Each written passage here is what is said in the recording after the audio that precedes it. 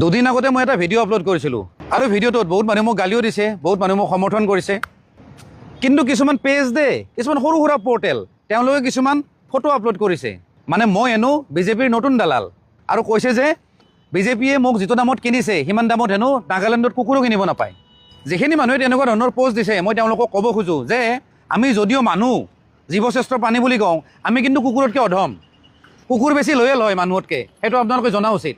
ৰেজাউল কৰিম চৰকাৰে যিটো মন্তব্য দিছিল তাৰ বিৰুদ্ধে মই একচুৱেলি মাত মাতিছিলোঁ।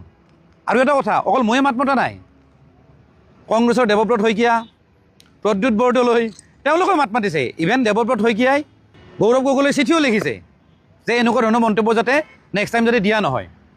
চাওক, মোৰ অসমীয়া চেণ্টিমেণ্ট আছে, আৰু সেইকাৰণে শিৱসাগৰৰ নিচিনা ঐতিহাসিক এটা জেগাক যদি ধুবুৰী বনাম বুলি কয় অভিয়াছলি মোৰ গাত লাগিব। সেই হিচাপত মই মন্তব্য দিছোঁ। আৰু দেৱব্ৰত শইকীয়াও তেনেকুৱা ধৰণৰ এজন ব্যক্তি হয়, তেওঁ এজন অসমীয়া, স্বাভিমানী অসমীয়া, আৰু সেইকাৰণে তেওঁ নিজে চিঠি লিখিছে গৌৰৱ গগৈলৈকে।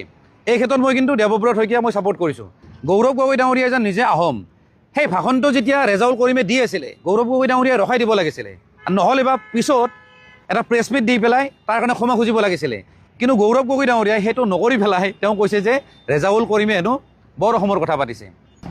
গতিকে এই বিষয়টোত দেৱব্ৰত শইকীয়া ডাঙৰীয়া আৰু প্ৰদ্যুৎ বৰদলৈ ডাঙৰীয়াক মই ধন্যবাদ জনাইছোঁ। আৰু গৌৰৱ গগৈ ডাঙৰীয়াক মই এটা কথা ক'ব খোজোঁ যে আপোনালোকে যিকোনো মানুহ যেতিয়া দলত যেতিয়া জইন কৰাব নহয়, অকণমান চালি জাৰি চাই জইন কৰাব, কাৰণ যিখিনি মানুহে অসমীয়াৰ অস্তিত্ব বুজি নাপায় তেওঁলোকেও আপোনালোকে দলত জইন নকৰিব। ধন্যবাদ।